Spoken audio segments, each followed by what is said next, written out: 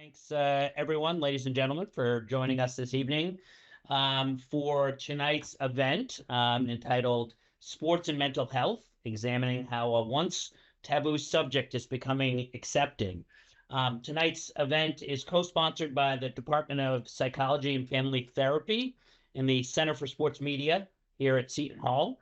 And today we're joined by a very special guest, a very good friend of mine who, if you're a college basketball fan, and if you're on our campus, you better be a college basketball fan. You will recognize from CBS and Turner, where he's been a college basketball analyst for the better part of 2 decades.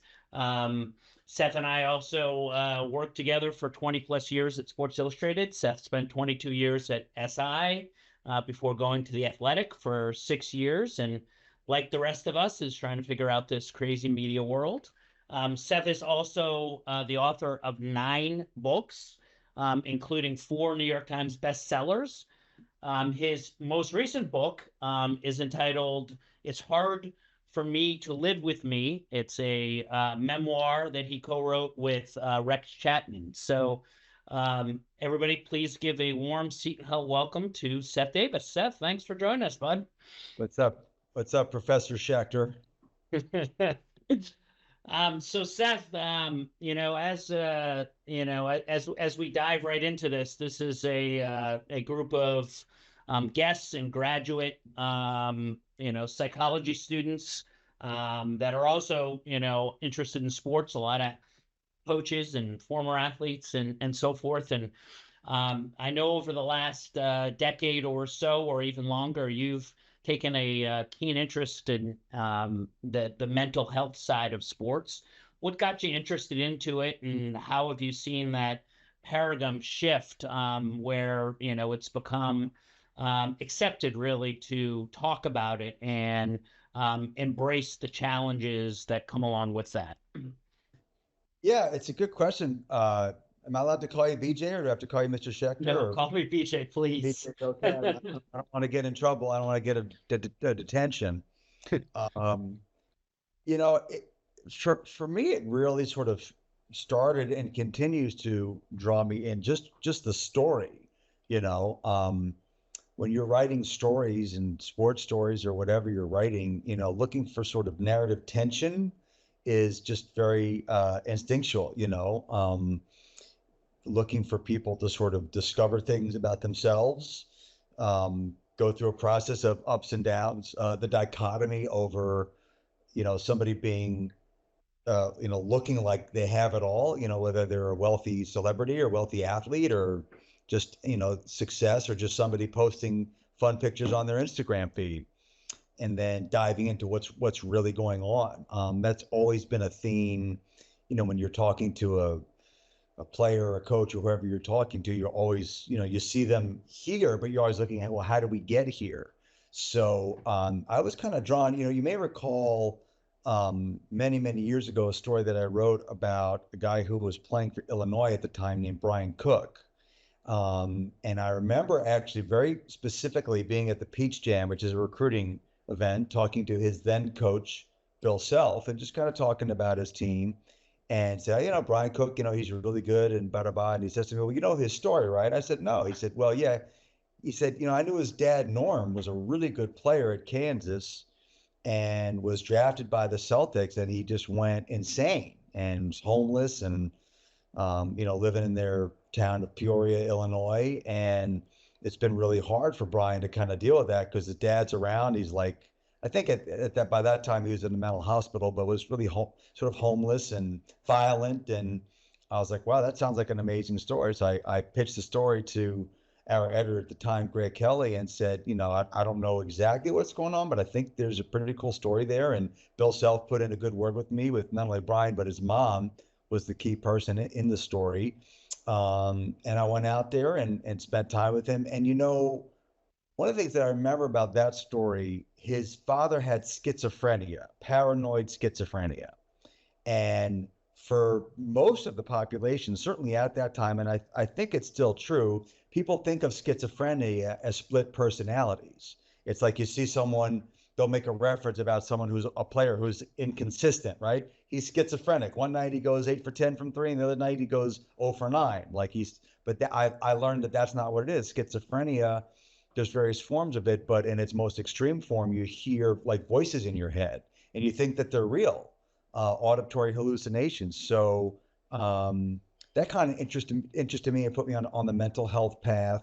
But then it's also even more basic, just about the struggle that we all go through, but particularly these athletes. Again, we think that they have it all, but they have doubt, and they have setbacks, and they have injuries, and bad things happen to them, and they have to respond and show resilience, and they have to learn about themselves, and they have to learn how to be a part of a team, and they have to grow up. Writing about college athletes, you get them when they're 18, 19, 20 years old. These are very formative years and formative experiences for them. So that kind of all drew me in. And then I think lately, BJ, it's become a little bit more of a passion for me and almost a cause, because we have all, one way or another, been touched by mental illness or addiction, especially, whether we've personally experienced it or friends, family, members of our family, friends, family, whatever it is. You don't have to go too many degrees of separation to find people have been really ravaged by addictions, and also depression and severe anxiety and panic attacks and all these things that have been, quiet for so long. I've in recent years become a regular meditator, and I've always sort of read about, sort of having that growth mindset and reading and self-improvement, and learning what Buddhism is and mindfulness is. Buddhism is not a religion. Buddhism is a way of thinking and a way of being that's been around for 2,000 years. And meditation is a gateway into that level of thinking, about kind of bringing our minds. We all spend so much time worrying about things. It's part of our evolutionary DNA, right? When we were evolving before civilization, we had to avoid lions, we had to avoid gazelles, we had to avoid trouble. And if we worried, and that's where our fight or flight comes in, then we were more apt to survive. As it allowed us to survive as a species. So our brains are not wired to make us happy. Our brains are wired to keep us alive. So when you're under acute danger, having that fight or flight mechanism in our body is extremely useful. But on a day to day, hour to hour, minute to minute basis, being in low grade fight or flight, low grade stress, low grade anxiety can lead to a lot of problems, and just not being as happy as I think we all should be. So it's been kind of a roundabout journey for me, BJ. And then I've been drawn to, high profile athletes in particular. And you mentioned the Rex Chapman book. He was a guy who, and I'm sure you want to talk about him, but, I'd gotten to know, I'd done some TV work with him, and then he got arrested for shoplifting merchandise out of an Apple store and selling them in pawn shops. And so the human part of me just felt sick for him and sorry for him, and wanted him. Obviously, there was something going on, but the less than human journalist uh, asshole side of me, this is like, well, there's a great story there. I hope I get to tell it. And I did tell it for Sports Illustrated, and that forged my relationship with Rex, that created the foundation for the book. Yeah, you mentioned, college athletes, and you have a, front row seat, as, we did an event earlier today on the crisis that is college basketball and college football and conference realignment. And, we had Tom McMillan and Dana O'Neill and Leonard Marshall and Bob Lee and, Charlie Grantham. And it's really, as you've seen, the wild, wild west out there with the transfer portal and NIL. But at its core, as you mentioned, these are 18 to 22-year-old kids who are now being paid in the open. And with that, especially at programs like Kentucky, like where Rex Chapman played, or now Arkansas, where John Calipari just went to, or, even here at Seton Hall, we win the NIT, and one of our best players, Dre Davis, enters the transfer portal and gets more money at Ole Miss. So with with that spotlight, with the Big Ten being, the Big 18, with UCLA and Washington, and USC and all this pressure and $45 million a year TV contracts. How does that affect the kid? You and I, we love the sport and watching college basketball. You just came, off of covering, yet another Final Four. But at its core, the pressure that's on these individuals is enormous. Yeah, it is. And I had this conversation with Rex towards the end of the book, and I've often thought this through the years. So many of these situations that I've encountered, I've wondered and sometimes even asked my subjects directly, like, is it almost like a bad thing that you are that this good at basketball? That if you didn't have these incredible skills and this potential to make a lot of money playing a game, would you be better off? Would you be happier without that pressure? Because especially the financial pressure for these kids to change the history of their families is just incredible. And you combine that with, really fame at a young age. I mean, it might be community fame, but when 11 and a 12-year-old boy or girl, shows up to school or shows up to an AU game or whatever they're doing, and everybody knows who they are. And oh, there's that kid who's great. Um, that sets them apart in ways that are extremely uncomfortable. Um, and you would hope that that young person has a support base at home that is keeping things in perspective, right? Like I always say, try to say to people, don't outsource your happiness. Don't outsource your self-worth. Our happiness and our self-worth can only come from one place, and that's in here.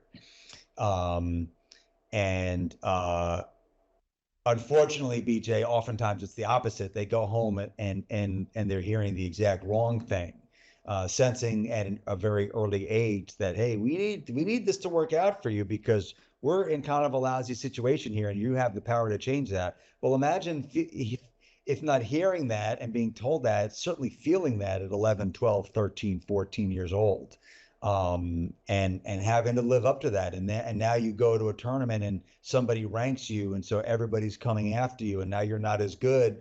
And now you start worrying about all the things that can go wrong. So it's just a lot. It's just a lot. And I don't think it's necessarily tethered to the things that you're describing. I mean, I don't know that college sports is, in fact, I don't think that college sports is in, I wouldn't use the word crisis right now. I'd use the word disruption. I'd use the word chaos because the people who ran college sports and who are running college sports have tried to hold on to a system that was unsustainable in the face of all these legal challenges and political headwinds, and they were unwilling to adapt and make the changes necessary so they could go through that transition without the chaos. But they didn't do that, and so now the chaos is being visited upon them, and the kids are actually are benefiting because now they are reaping some real financial reward. And I have no problem with any young player um, making his or her decision to go to college based on how much money they can make. I think money is very important. And a lot of these folks are not going to be making money as professional athletes. I actually think from a business perspective, it's great for college basketball because it's been very challenging the last 20 years, really, to keep athletes in school because there are other, whether coming to school, being able to make money in that 1 year that they don't play, or professionally, if it's not at a high NBA level, they can make money overseas or in the G League, or they can come back to college. And by the way, maybe they're able to get a degree. And by the way, maybe they're able to go through the social development that is so vital to being a happy person at that age that really you can only get on a college campus. So I think there's a lot of upsides to it, but we are certainly having a much better conversation around these things.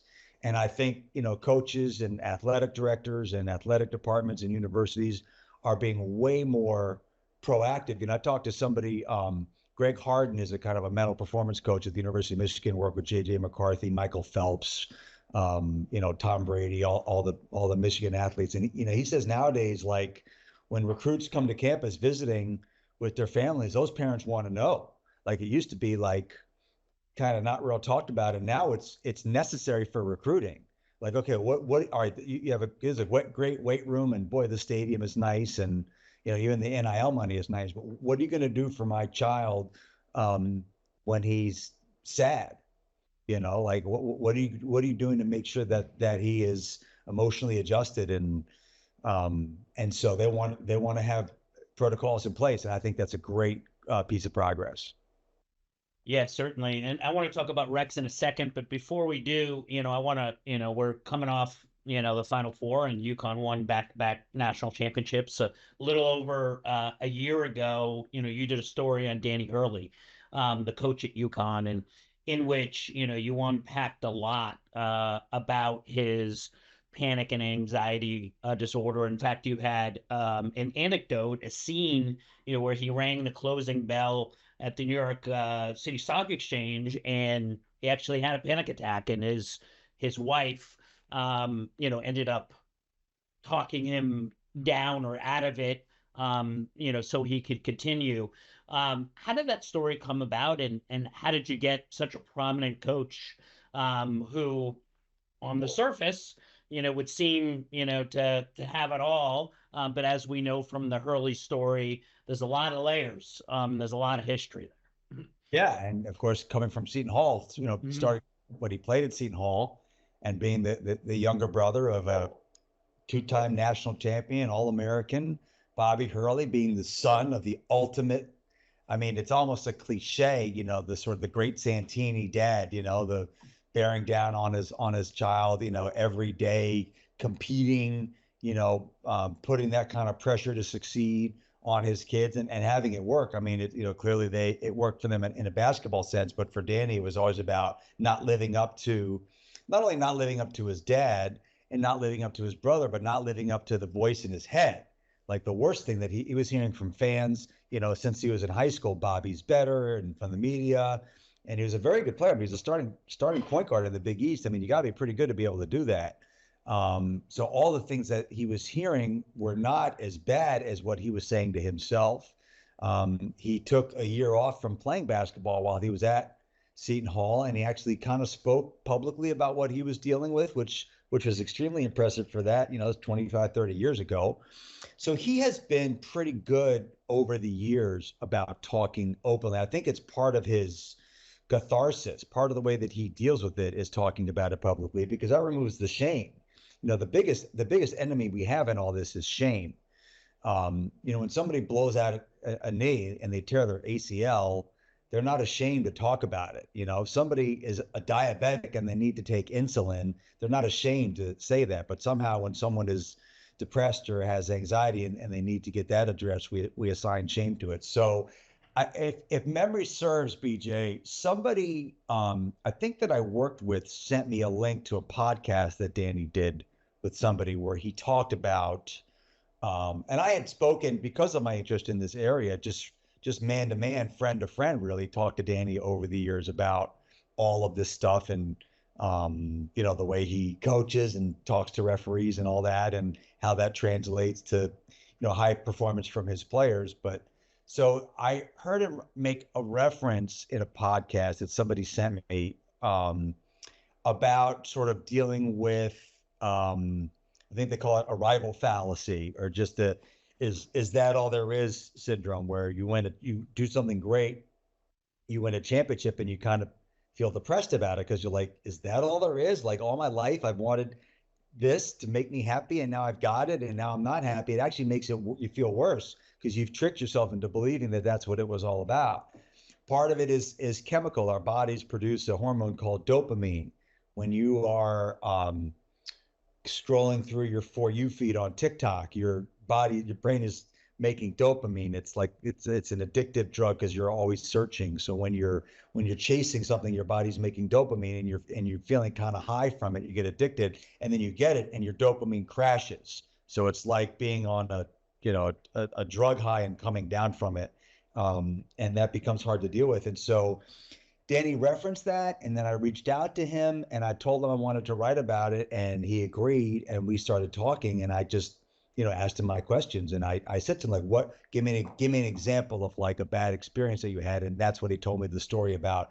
He went to the New York Stock Exchange, and it was actually at like a breakfast reception before ringing the bell, and he started to have what was a pretty mild panic attack.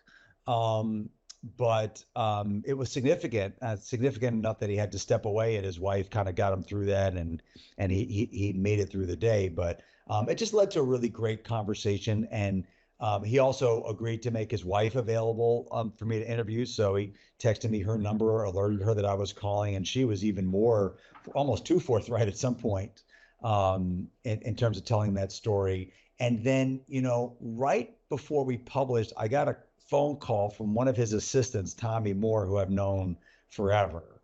And because I was trying to talk to his son who plays for him, and he wasn't returning my calls. And I said to his wife, I'm like, if he doesn't want to talk to me, that's fine. But like, he could just say, I don't want to talk. We're just kind of working through that. And Tommy reached out, and it sounded like Danny was getting concerned about the story. Um, and he wasn't telling me not to write it, but it was more like he didn't want me to overstate what he was going through, which I thought was very fair. It was actually a very illuminating conversation and helped. And I wanted to talk to Danny and ask him a couple of questions just to clean some things up, as I often do, and he just didn't want to do it. So I know that he was nervous about it, and then I published it, and it took him like his wife got to me right away, told me she loved it. It took like a day for him to hit me up on text, and not only did he text me that he liked the story, he actually tweeted it out. Okay. And then when I talked to him like 6 weeks later about his team, about something else, he told me that he was so, and I was really overwhelmed by the reception to it, and people texting me and reaching out, and people saying, people who work in athletics saying, I just forwarded it to every coach in our athletic department. Everybody needs to read this. Danny told me that he had had a couple of coaches in the handshake lines after a game tell him thanks for doing that story. So, to me, it validated a lot of things, BJ, not the least of which is that there's a real craving for this conversation, because what Dan Hurley described to me, the reaction wasn't like, oh my God, how can he be going through this? Like, how can that be true? What the reaction was, wow, me too. Like it's one of the pillars of Buddhism is that everyone is suffering on some level. That's why I say, be kind to everybody you meet, because everybody you see is engaged in a difficult struggle. And so that commonality, that universality of the experience is something that I frankly feel called to reveal, because the more people reveal it, the more everybody understands that we're all going through it. And so therefore, instead of sort of trying to make ourselves not feel sad, not feel anxious, not feel depressed, not feel all pressure, not stress, all those things, allowing ourselves those feelings, and then learning how to build different relationships with those feelings, and processing and managing those feelings, I think is really the mission.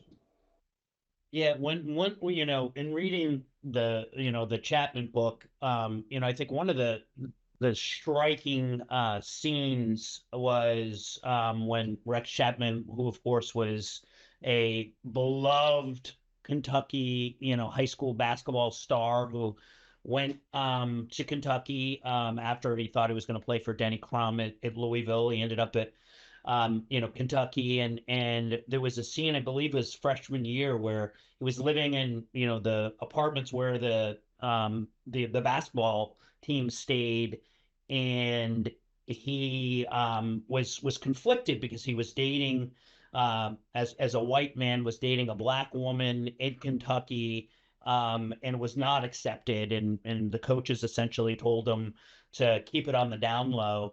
And in his room, he had what, was probably his first recognized panic attack, but he didn't know what it was. And you could talk about athletes and, addiction and the pressure and then the this and that, but, it seemed to me, and I'd love to hear your take, that we years and years of all this pressure coming down on him, whether it's from his dad, who was a basketball coach, whether it's, being a beloved, basketball star, but really the tipping point was he was dating a young black woman and he had to keep her secret. Yeah, an extremely painful experience for him. And the human body is amazing. This is why I meditate and writing more and learning more about meditation. This mind body connection. The idea that we can think our way into not just a panic attack, but almost a seizure. Like the way that he describes it is he couldn't lift his arms up. I mean, think about that. I mean, he was so upset about a situation and all the pressures that he faced that his body shut down. Our brains are incredible and frightening. And so, if we can somehow learn to harness that and move it into a productive fashion, it could actually lead us to some amazing places. But there was a lot going on there, and again, I'm learning a lot about this. For Rex and for a lot of people, especially people who end up in addiction, it starts with when you're young having attention deficit disorder, what we call attention deficit disorder, ADHD, um, inability to sit still, inability to really have strong executive function. And it leads to issues of self-worth. It leads to confusion. It leads to discomfort. And then for someone like Rex, this goes to my earlier comment about, being good at a sport.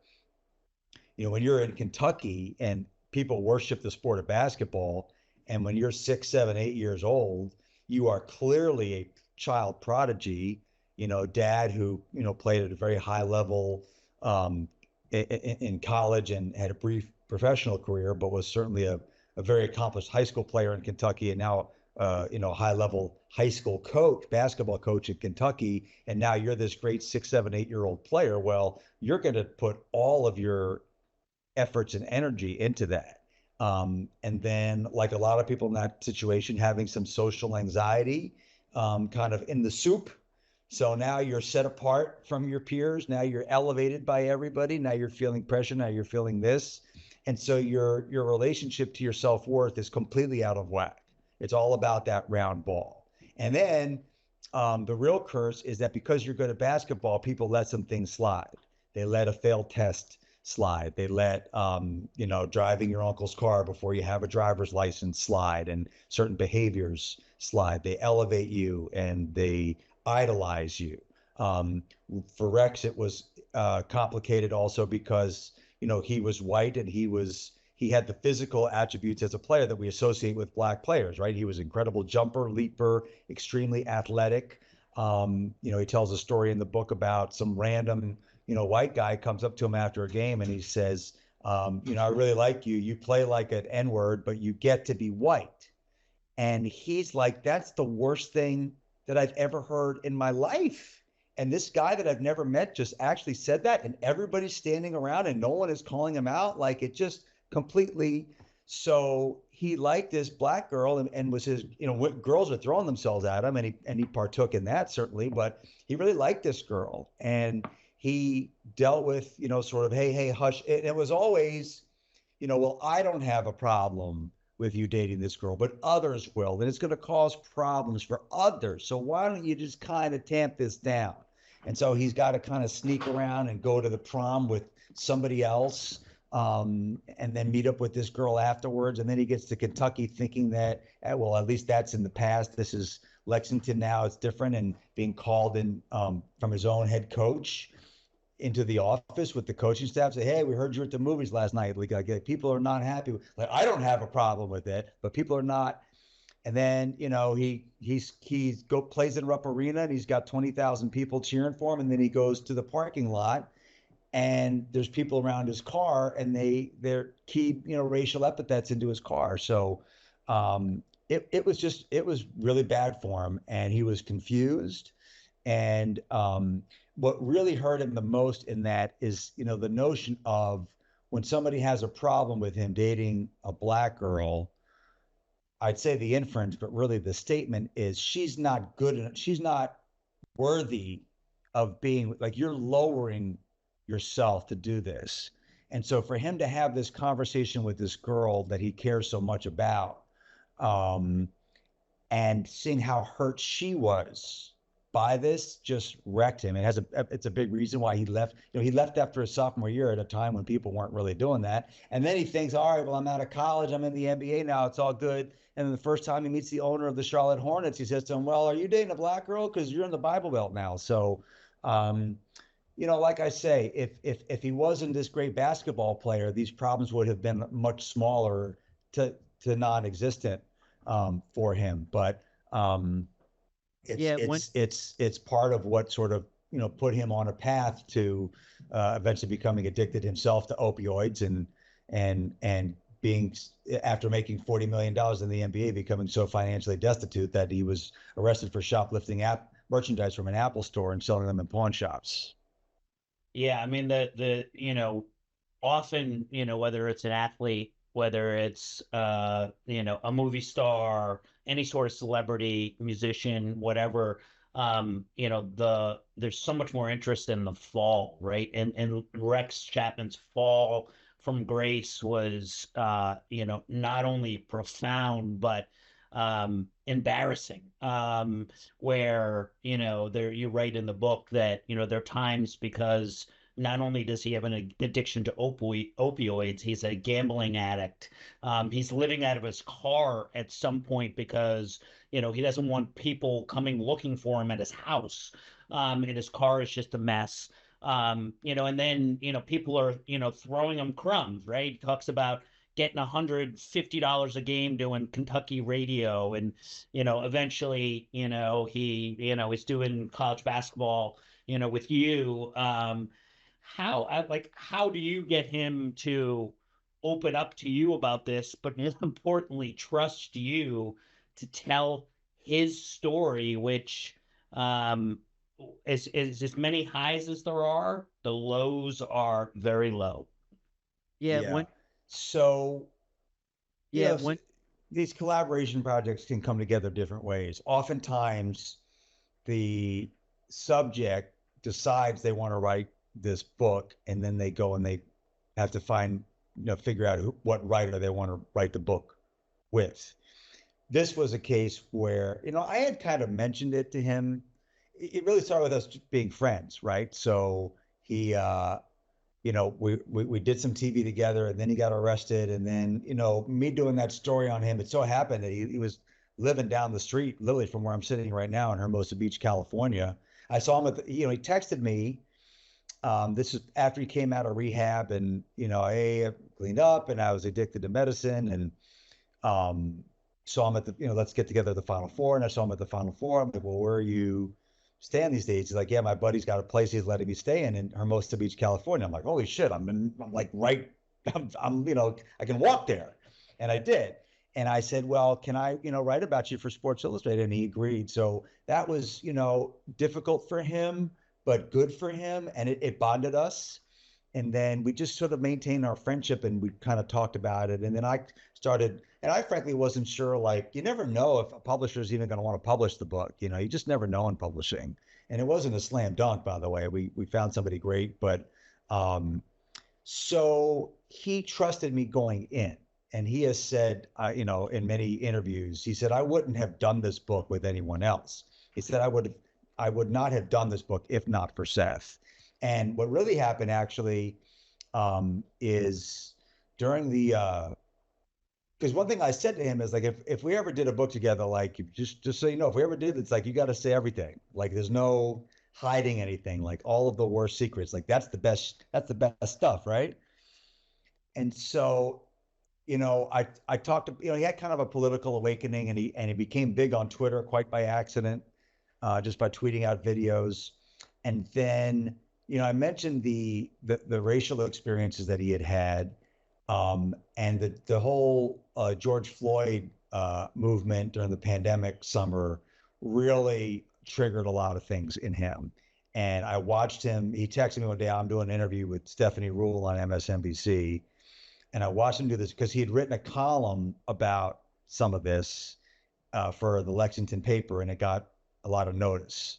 And so he got asked to go on MSNBC. He texted me, hey, I'm doing this. And I watched him do this interview. He told the story that I just referenced. And he starts getting very emotional. And he says to her, you know what? for so long I didn't talk about this stuff because I was worried about it hurting my pocketbook or whatever. He said, but you know what? I've lived in my car before, and I can live in my car again. I need to talk about this stuff, and I need to tell the truth. And I called him right afterwards. I was outside walking my dog. Just said, all right, you ready to change the world? Like, let's go. And he said, okay. If he knew at that point, BJ, how painful of an experience that it turned out to be, there's no way he would have done it. And I don't even know if now, knowing everything, he still would have done it. I would gather the answer is yes, but it's not a definite. Um, because, there were many times during that process, especially when he got into the really low points where he had to take a break for a week or two. He's like, oh, I can't talk. Yesterday kicked my ass. And then when we got down to the very end and he was really reading the final pages and knowing that this book was going to be out there, he had another his second of his life, very serious panic attack, and had to go to the emergency room. And I thought at that point he was going to try to say, I don't want this book to be published. And by that point, it was too late. So, he never quite said that. So, yeah, I mean, he trusted me. Rex knows that I care for him as a human being first. I love him. And after every conversation we have, I say, okay, I love you, man. Love you too. Like, that's how we talk to each other. So, and it kind of has to be that way. So I've done 4 of these collaborate. At the same time I was working on this book, I was writing a book with Sister Jean, a 104-year-old nun. So a little bit of a different type of writing experience there, but much that same intimacy, friendship that develops.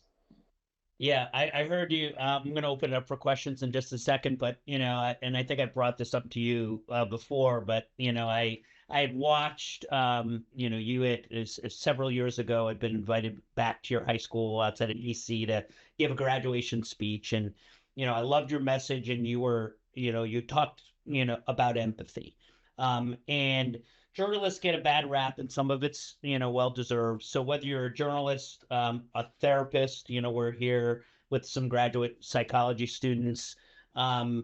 You've figured out that empathy, and at the end of the day, whether you're doing a story on someone, you're having a conversation, or you're in a therapy session, really it's about empathy. How has that played such a pivotal role in not only your career but your life? Yeah, that's a great, as you well know, BJ, it's like my favorite word, empathy. Mm. And it's a misunderstood word. We confuse empathy with sympathy. Sympathy is when you feel badly for someone who's hurting. So that's a form of empathy. But to me, what true empathy is you feel whatever that person is feeling. You sense whatever that person is feeling and have an understanding not only what they're feeling, but why they're feeling that way.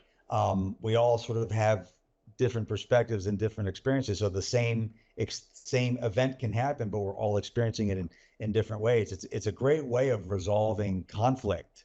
When there's an argument or there's an argument within a group, sort of understanding everyone's different perspective. I think about the movie E.T., where there was a point later in the movie where the kid Elliot and the alien E.T. were becoming like one, and his brother was saying it's like whatever E.T. is feeling, Elliot's feeling. So Elliot's at school and E.T.'s alone at home. It's a hilarious scene. He's got a bathrobe on, and he gets into the fridge, and he gets into the beer, and he starts chugging beer. E.T. does, not knowing what it is, and Elliot is in school, and because E.T.'s getting drunk, Elliot's getting drunk, right? So he's kind of like looking over at a girl like this at school. I was like, what's going on, Elliot? So that's empathy, right? So whatever that person is feeling, you are feeling. So, it's interesting because I think being a journalist and being a storyteller, being an interviewer has really made me a better friend, a better husband, a better father, because like when I'm having these conversations with people, I'm trying to draw out information, tell me your story, and they have to feel safe. And the way you make them feel safe is by letting them know that there's no judgment. Like I'm sitting here in my office, I got a chair that is right across from me when one of my kids, and by the way, one of them is about to be in that chair for various reasons. I call it, you're in the no judgment zone, right? Nothing you can say right now is going to get you in trouble.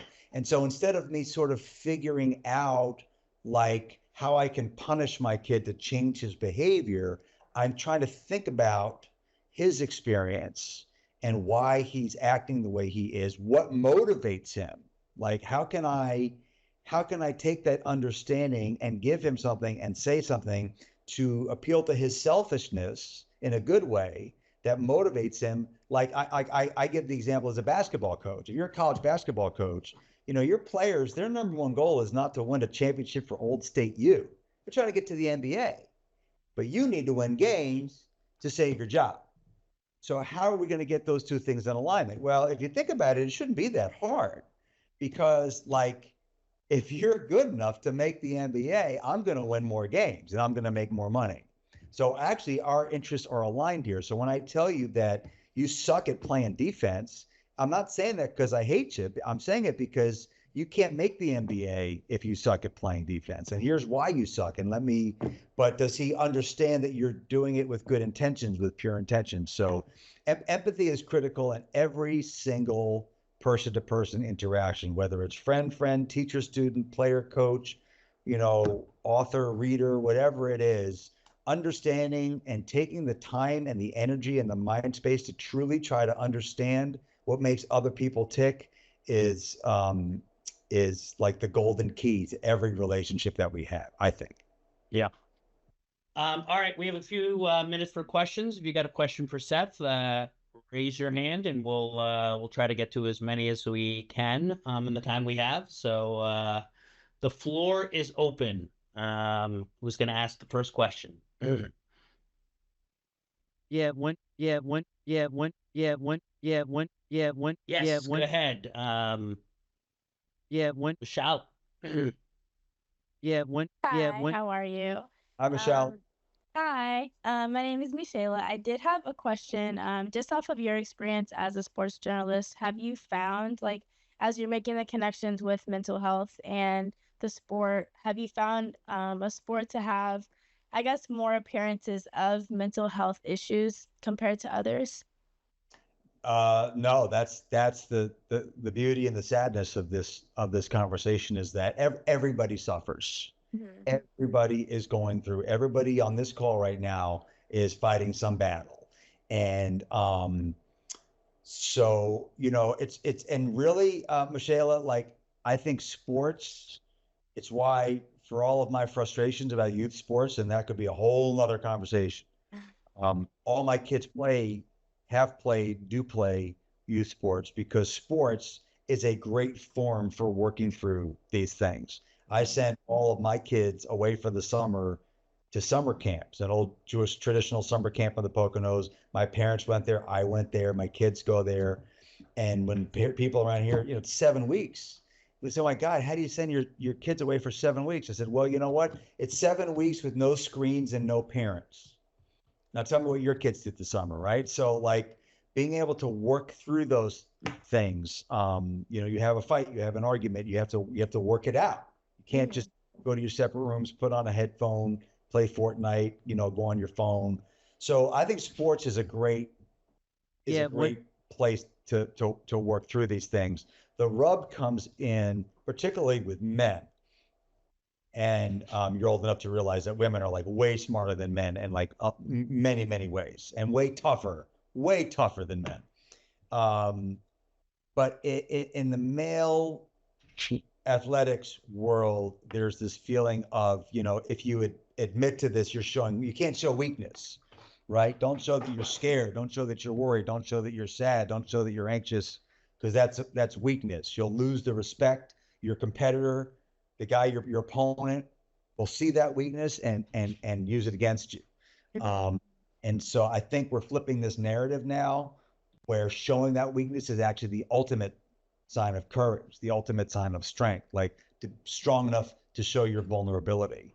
I think we've really crossed that line in a lot of areas. I'm sure there's more to go, but I feel very excited and very encouraged because athletes are actually leading the way in showing that vulnerability. So yeah, it's one of the reasons why I love covering sports, because it's there for all the world to see. Like at the end of the game, there's a scoreboard up there. It's going to tell me who won the game and who lost the game. Now what? Now what? Like that, at least that we know. So that's part of why I'm drawn to it. Plus, the games are fun to watch. That's a good point too. Thank you. Let's go to Krista. Thank you. Seth, do you think that programs to help athletes transition out of sports and into regular life would be impactful in buffering some of the more serious mental health issues that you see in athletes? And what would be the most effective way to implement something like that? Yeah, it's Rex has talked about that, talks about it in the book and a lot of the interviews about how I think he was quoting maybe John Lucas saying that, is that professional athletes die twice. There's their human death and then there's the end of their playing career. And so I Yeah, think that all the sports leagues and a lot of the conversation around sports, I think they're pretty good about being proactive, starting with like your rookie symposiums that they have for young athletes. And one of the really good things I think that's coming out of this whole NIL area is financial literacy. Like, okay, I was getting X amount of dollars, but how come my pay stub is showing less than that amount? Well, because there's something called taxes, and so learning that part of it. But really, there has to be a willingness on the part of the athlete to engage on this, and too many of them are sort of locked in that denial of that they don't. I mean, I think they know on an intellectual level that their playing days will come to an end someday. But maybe they really don't, they don't feel it, they don't live it, or maybe they sort of feel like, I have to be, there's this fallacy of, I have to be so intensely focused on my sport that I can't devote any bandwidth to life when I'm done playing. Because if I'm spending time thinking about or preparing for the time when I'm done playing, then I'm not my playing career will be shorter. It's just not true. And if anything, being a well-rounded person, I think extends your career. Like how often do we hear about burnout? You know, um, if you learn to have that work-life balance and that mental balance where you can be completely focused and dedicated to your craft, but still be able to sort of have the awareness to step back when it's consuming you and infiltrating your relationships. Like if you're in a healthy marriage and your kids are good and you kind of know what's important in the world and you don't get caught up on what people like me are saying about you, you don't get caught up on what social media is saying about you, that you can just try to be you might be able to play for longer, and then when that day does come that you have to stop playing, then you're going to be able to transition into that next. I mean, even if you have a great career, you were talking about 33, 34 years old. If you're the elite of the elite, well, God willing, you've got another 50, 60 years to live. Like, and also, by the way, that money that you made, now start doing the math. All right, I made $80 million, whatever I made. Okay, well, 80 times 40 years, 50 years you're going to live. Take out the taxes, take out your expenses, take out all the people that you're supporting. Like, might not be as much money as you think. So, but if it's kind of like, if you have kids, like if they're not willing to listen yeah, and one, take care of this themselves, well, they're going to learn one way or another. yeah, one, yeah, one, All right, let's go to Michael. yeah, one, yeah, one. Hi. So, sort of, hopefully you can hear me. I'm I not can. sure. Okay, cool. Gotcha. I always get worried that my system's going to go crazy. Um, no, to sort of pick up on your social media thing. Now, because admittedly, I'm old enough to remember before Facebook had a stalker feed, and when it was literally just a way to find your single friends of friends. Um, you know, the good old days. Um, but I was wondering because it's something I've noticed in religious life too. Sort of my generation that's grown up, or at least been heavily influenced college age and on with social media, we tend to have that more openness about mental health. Now, social media, working with high school kids, causes a lot of mental health stuff I've seen. But I was wondering if you think that one of the things that makes us more willing to talk about it is the fact that we see so many people out there in our age bracket, et cetera, that admit they're broken. because I've noticed, say in religious life, the Benedictines, which I am in the U.S., use a company called Presidium. It's Latin for protector or guardian, as an accrediting agency. And I know the younger guys, like my generation and younger, always make the older guys angry because we always want, as part of accreditation, just a spot check. Make everybody that's doing some type of work sit down, get a spot check, make sure there's nothing under the hood. And a lot of the older guys are very much, whoa, whoa, whoa, whoa, whoa, why would we check the oil? Why would we do this? And I don't know, just hearing you speak, part of me thinks that maybe it is, in a way, one of the good sides to come out of this, living your life online, living your life where people see what's going on. And as much as I hate to admit it, the stalker feed of Facebook and Instagram. Yeah, well, there's a lot there to unpack. I mean, I think that it's very hard to change culturally Yeah, institutionalized ways of thinking, right? So a 1,500-year-old church is similar to, a locker room in that sense, because that locker room is part of a continuum over the generations of attitudes about what's appropriate, what's not, what's healthy, what's not, what's strength, what's not, right? So a lot of it is sort of redefining terms.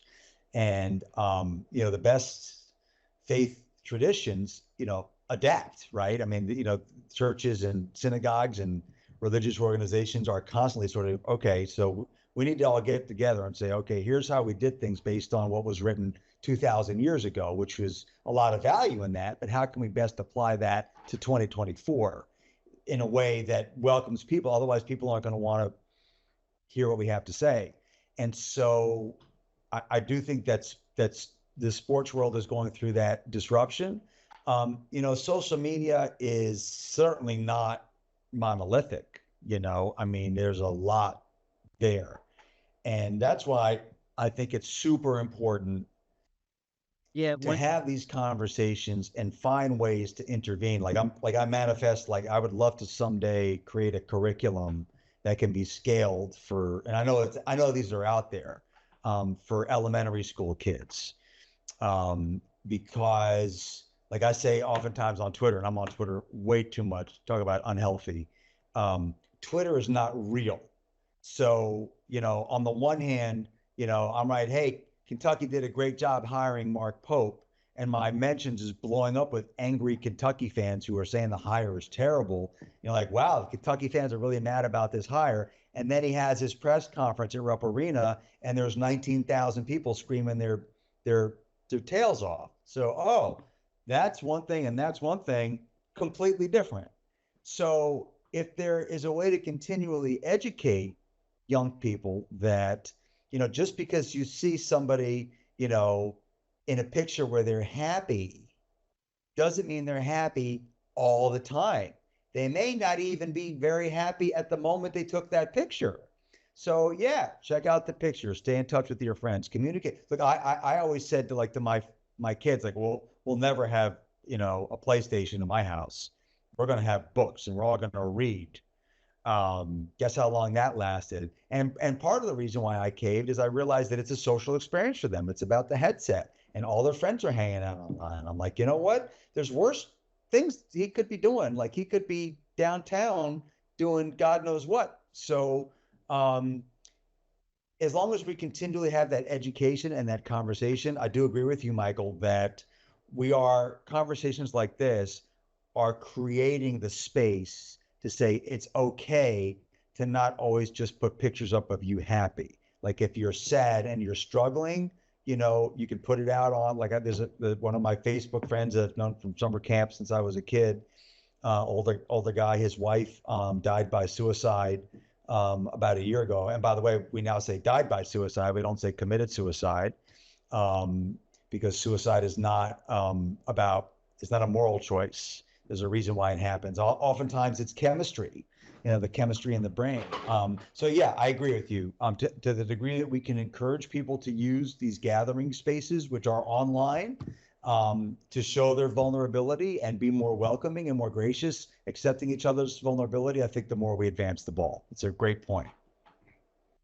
Let's go to Dina. Yeah, one. Sad. Thanks for doing this. Thank Hi, Dina. you. I am interested in this topic as a professional and a parent. I have and work with student athletes. So I'm curious what you Yeah, say one. to student athletes and to wrap their identity around being a student athlete or being an athlete, for better or worse, because I think there are tons of pros to being athletic and involved in sports and team sports, especially for young females.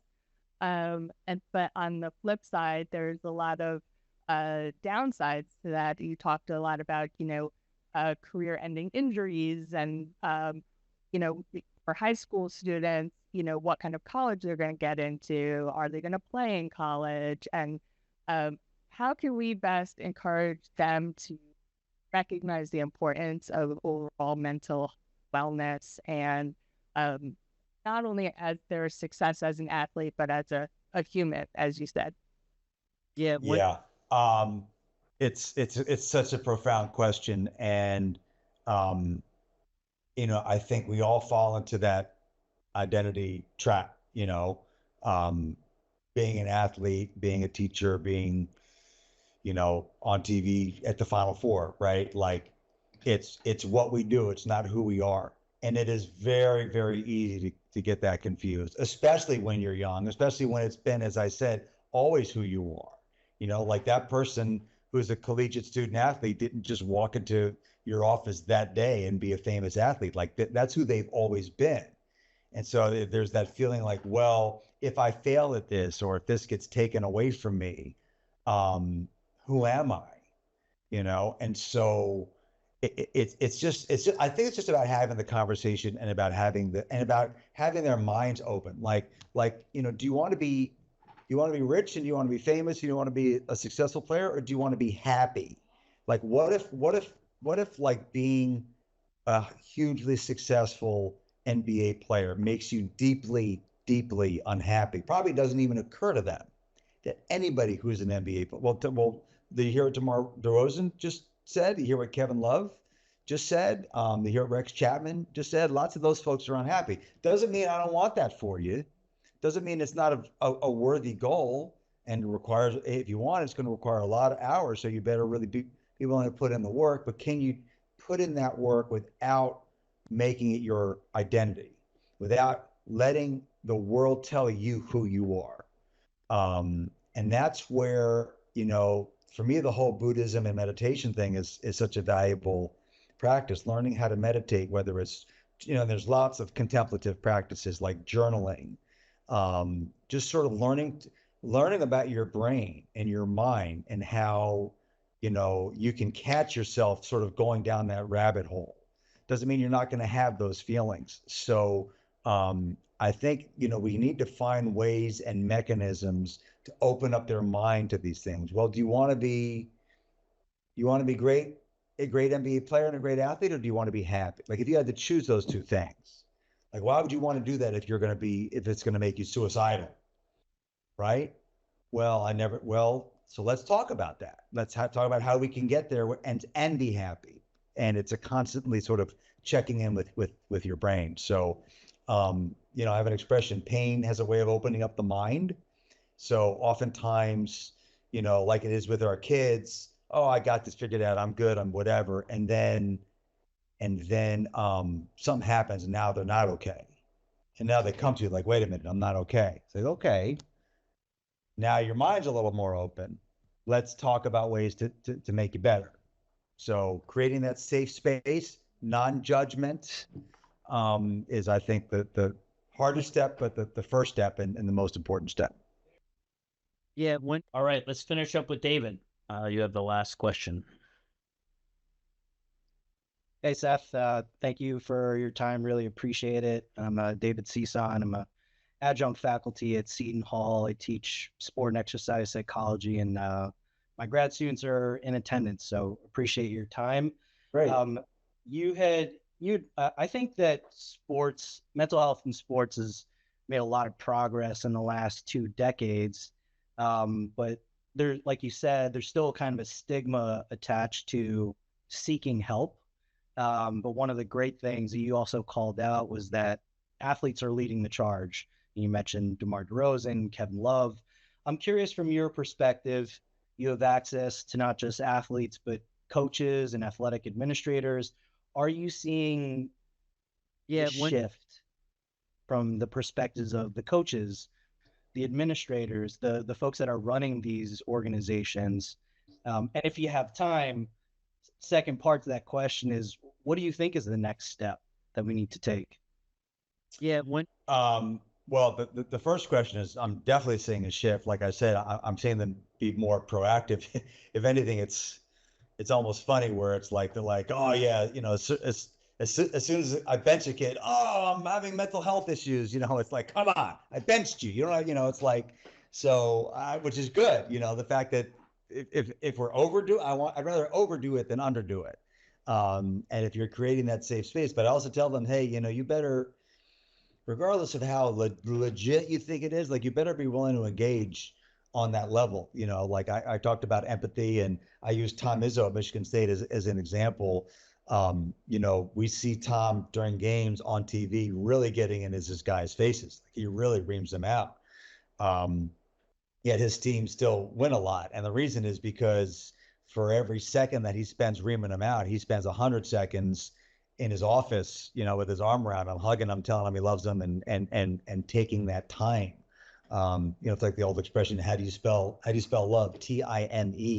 So it really can be that simple to devoting time. And so the answer to your second question is that we just need to keep having conversations like this, keep devoting time, scaling it. The gentleman Michael asked earlier about technology and social media, like all these apps that are now available, and like guided meditations on Spotify, and audible books and podcasts that people can access for free. There's so much content around this subject, and we're just scratching the surface. I keep bringing this back to meditation. There's a guy I talked to who likens meditation to brushing our teeth. Like brushing our teeth is not a part of our genome, but everybody around the world, billions and billions of people, every morning, multiple times a day, we brush our teeth. And that's how I hope this practice evolves. There's a when you talk about how many people, 300 some odd million, in the United States, how many of them have a consistent meditation practice? How many people on this, we got what, 18, 19 people on this call. How many people on this call have a consistent meditation practice? Well, I'll bet a lot of y'all go to the gym. I bet a lot of you, go to yoga or go running or whatever because you want to stay in shape. You want to keep those love handles to a minimum. Meditation is a workout for your brain.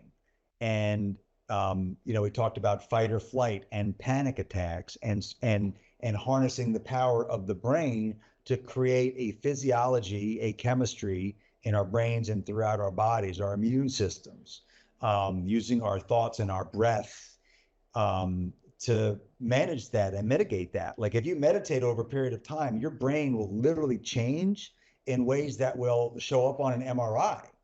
These are very powerful tools. So I think it's just taking these conversations and scaling them and having more of them and thinking about being proactive. So if I'm running an athletic department or if I'm a basketball coach, like, okay, how can I deal with this as part of, like, I have a nutritionist and we have a strength coach and we have a development coach who's a shooting guru. Like, okay, so how do we deal with this before it becomes a problem? Or even if it doesn't necessarily become a problem, how can we maximize it as performance? Right? LeBron James meditates and Stephen Curry meditates and Djokovic meditates. And scaling it and using the tools of technology to bring it to the masses. That's what I'm trying to do. Well, Yeah, great. when- Well, speaking of time, Seth, thank you for your time today. This has certainly been an enlightening discussion, as they all are with you. So thank you for spending your time with us and sharing your wisdom. Our students, thank you as always for your friendship. And I'm excited to see what's next. yeah, Me too. We never know what's next. That's the beauty. That's the fear and the beauty of life. We never know what's next. All right. Well, thank you all. Thanks again to Seth. Thank you all, for attending this event, and stay tuned for the next one. Thanks, guys. All right. Thank Good you, night, Seth. everyone.